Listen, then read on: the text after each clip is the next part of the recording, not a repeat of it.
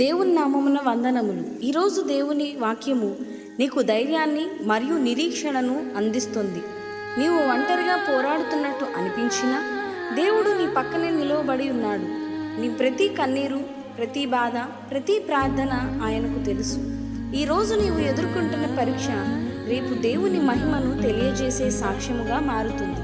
కాబట్టి నిరుత్సాహపడకుము, ధైర్యముగా ముందుకు సాగుము. ఎందుకంటే దేవుడు నీతో ఉన్నాడు, నిన్ను విడిచిపెట్టడు. భయపడకుడి, వారిని చూచి దిగులు పడకుడి. నీతో కూడా వచ్చువాడు నీ దేవుడైన యెహోవాయే.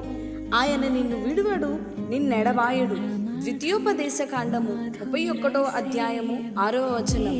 ఈ వాక్యము మీ హృదయములను బలపరచి మీకు సమాధానాన్ని మరియు ఆశీర్వాదాన్ని కలుగజేయునుగాక.